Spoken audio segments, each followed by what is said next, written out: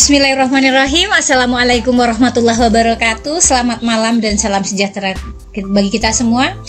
Ya, bertemu lagi dengan saya Supiani. Dalam kali ini diklat kita berjudul meningkatkan dan mengembangkan potensi siswa melalui proyek penguatan profil pelajar Pancasila. Bapak Ibu guru hebat seluruh Nusantara, jadi pada pertemuan kita kali ini kita akan membahas nih, apa sih sebenarnya profil pelajar Pancasila itu. Tapi sebelumnya mungkin sedikit saya memberi motivasi ke Bapak Ibu. Seperti biasa, orang lanjut usia yang berorientasi pada kesempatan adalah orang muda yang tidak pernah menua, tetapi pemuda yang berorientasi pada keamanan telah menua sejak muda.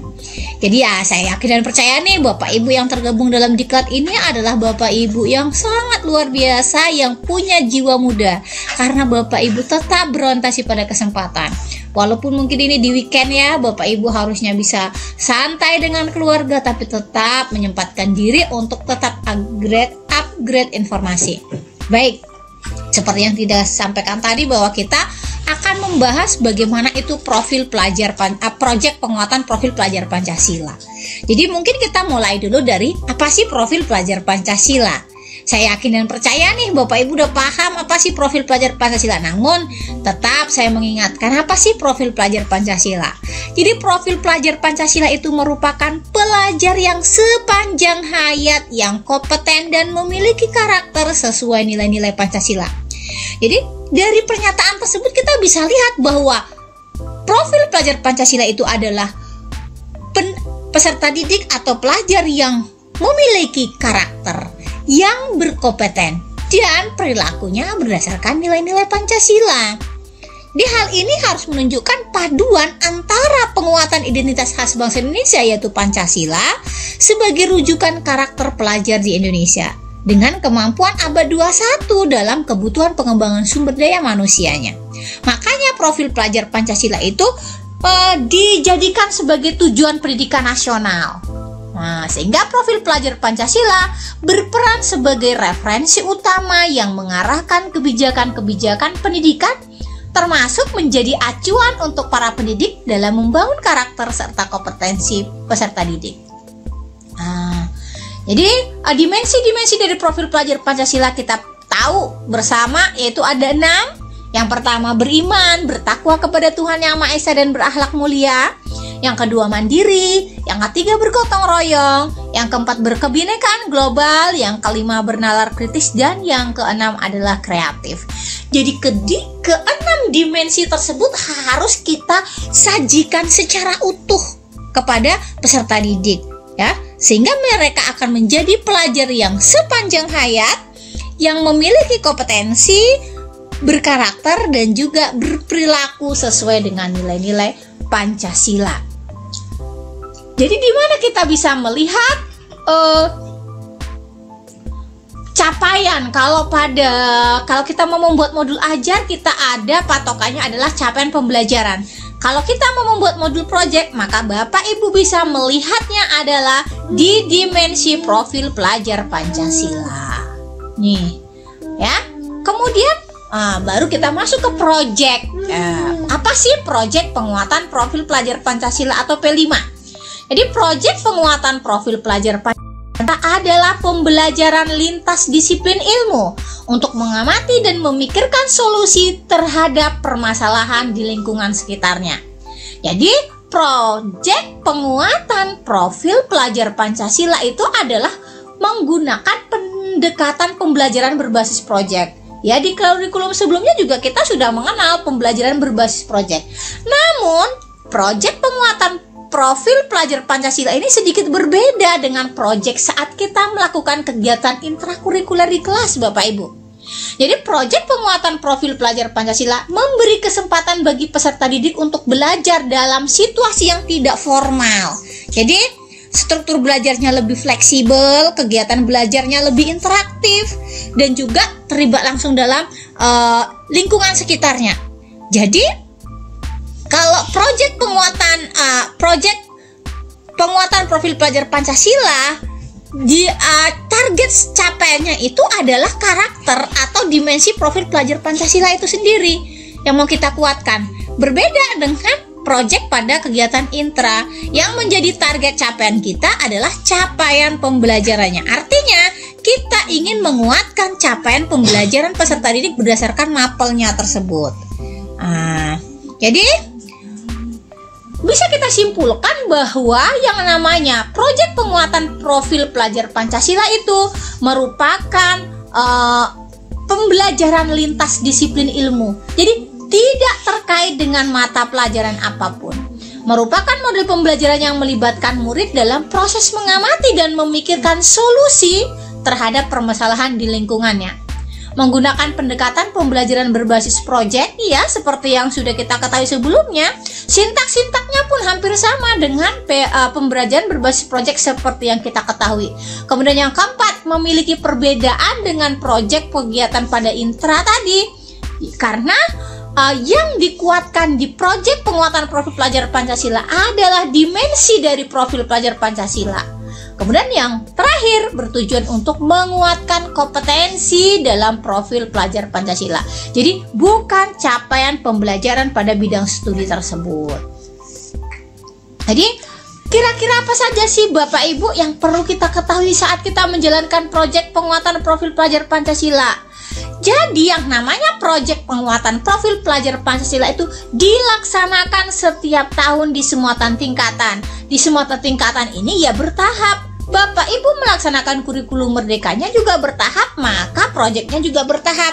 Kemarin saya ada mendengar Bapak Ibu yang katanya, kami harus dari kelas 1 sampai kelas 6 semuanya harus, Bu. Ya tidak begitu Bapak Ibu. Kalau SD berarti yang melaksanakan proyek kalau di tahun pertama ya hanya kelas 1 dan kelas 4. Kalau sudah tahun kedua berarti 1, 2, 4, 5.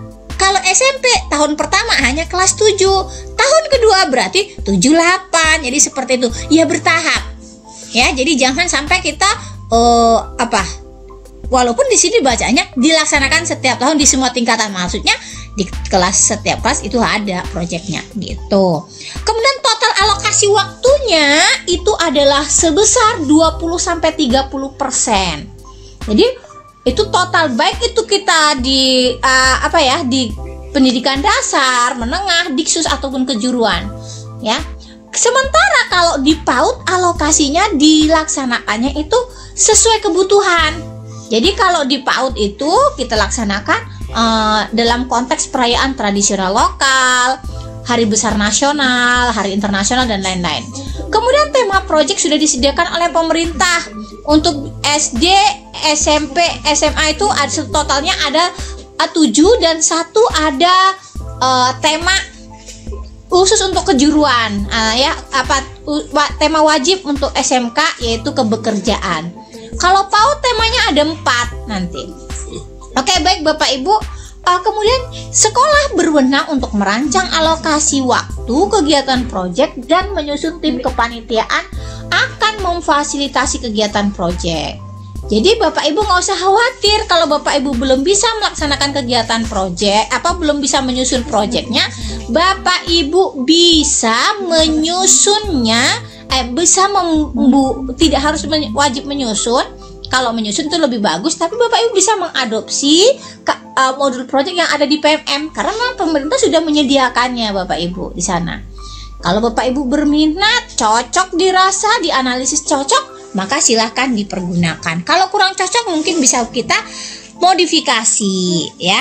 Kalau lebih bagusnya lagi ya memang harus kita menyusunnya sendiri. Jadi ini ketentuan-ketentuannya. Kalau untuk PAUD, dalam 1 tahunnya minimal harus ada 2 proyek dengan 2 tema yang berbeda. Untuk umum dan diksus itu 2 proyek dengan 2 tema yang berbeda untuk SD. SMP minimal 3 proyek dengan 3 tema berbeda.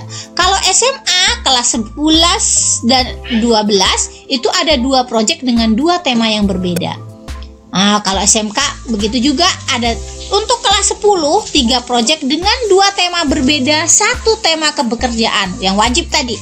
Kemudian untuk kelas 11 2 proyek dengan 1 tema pilihan dan 1 tema kebekerjaan. Kalau kelas 12-nya 1 proyek aja dengan tema kebekerjaan. Isinya apa saja tema itu? Ini dia Bapak Ibu. Untuk pendidikan dasar dan menengah Diksus serta kejuruan, ada kearifan lokal, rekayasa dan teknologi, kewirausahaan, bineka tunggal ika, gaya hidup berkelanjutan, bangunlah jiwa raga, suara demokrat, bangun raga. Itu hanya dari SD sampai SMA SMK. Tapi suara demokrasi itu tidak ada di SD. Jadi SD totalnya ada 6 Bapak Ibu ya. Kalau untuk untuk SMP itu sudah ada suara demokrasi dan SMA. Khusus untuk SMK ada kebekerjaan. Kalau PAUD ada 4 temanya Bapak Ibu ya. Aku sayang bumi, aku cinta Indonesia, bermain dan bekerja sama, kemudian imajinasiku. Nah, ada pun tahapan-tahapan Bapak Ibu dalam melaksanakan proyek itu ada 6. Yang pertama Bapak Ibu sebagai kepala sekolah harus merancang alokasi waktu dan dimensi profil pelajar Pancasila yang mau Bapak Ibu terapkan. Ya. Jadi di sini memang yang berperan itu adalah pimpinan sekolah atau kepala sekolah yang menentukan alokasi waktunya, pelaksanaan proyeknya, dimensi apa yang mau dikembangkan di setiap temanya. Kemudian yang kedua adalah membuat atau membentuk tim fasilitasi proyek. Jadi Bapak Ibu kepala sekolah akan menentukan siapa-siapa sih yang melaksanakan proyek ini, kemudian siapa koordinatornya, bagaimana tugas-tugas mereka. Kemudian yang ketiga adalah identifikasi kesiapan satuan pendidikan. Di sini kepala sekolah akan mengidentifikasi, melihat sejauh mana tingkat kesiapan pelaksanaan proyek di sekolahnya, apakah tahap berkembang, awal, atau sudah lanjut. Kemudian yang selanjutnya, yang keempat adalah pemilihan tema. Seperti tadi sudah kita sampaikan, tema-temanya sudah ada berapa proyek yang harus dibuat dalam 1 tahunnya. Kemudian pemilihan topik spesifik. Kalau sudah tema besar disetujui, maka tim fasilitasi proyek nanti akan menyusun topik spesifik seperti apa. Kalau ini topik spesifiknya akan tergantung dengan kesiapan sekolah. Kalau tahap awal bisa topik spesifiknya untuk semua jenjang itu bisa sama kan? Boleh. Tapi kalau untuk tingkat lanjut nanti sudah berbeda lagi. Kemudian yang terakhir adalah merancang modul proyek. Seperti tadi sudah saya sampaikan bahwa untuk modul proyeknya sebenarnya kementerian sudah menyediakannya. Bapak Ibu kalau belum mampu menyusunnya boleh mengadopsinya atau memodifikasi. Namun kalau memang Bapak Ibu mampu ya silakan monggo tim fasilitasi proyek bekerja sama untuk merancang modul proyek tersebut. Jadi ada beberapa prinsip pengembangan proyek, harus holistik, kontekstual, eksploratif, dan juga berpusat pada peserta didik. Ini tadi kalau kita mau memodifikasi modul proyek, boleh ya, kita ambil yang sudah ada atau membuatnya secara mandiri. Jadi apa saja sih komponen yang ada di dalam modul proyek? Itu ada sedikit perbedaan antara Dikdas Dikmen dengan PAUD ya. Kalau Dikdas Dikmen dan Diksus itu serta kejuruan ada 3 komponen atau 3 hal penting, yaitu ada informasi umum. Informasi umum berisi identitas penulis modul, sarana dan prasarananya, target peserta didiknya, kemudian relevansi tema dan topik proyek untuk sekolah. Kemudian ada komponen inti, yaitu deskripsi singkat proyek, dimensi dan subelemen dari profil pelajar Pancasila, ada tujuan spesifik untuk fase tersebut, alur kegiatan proyek, asesmen, ada pertanyaan pemantik, pengayaan remedial, refleksi. Kemudian ada lampiran. Kalau untuk PAUD informasi umum cukup ada tujuan, durasi, dan alat. Komponen intinya ada permulaan, pengumpulan, dan penyimpulan. Kemudian di lampirannya ada kelanjutan proyek dan lain sebagainya. Ini contoh modul proyeknya, ini tahapan di PAUD tadi. Ada rubriknya Bapak Ibu ya, rubrik penilaian nih Bapak Ibu yang di PAUD ini udah pakar-pakarnya nih membuat seperti ini. Kalau kita yang dari SD, SMP, SMA mungkin harus banyak-banyak belajar nih mengembangkannya. Oke, baik Bapak Ibu, itu saja mungkin yang bisa saya sampaikan pada pertemuan malam hari ini. Terima kasih atas atensinya. Assalamualaikum warahmatullahi wabarakatuh.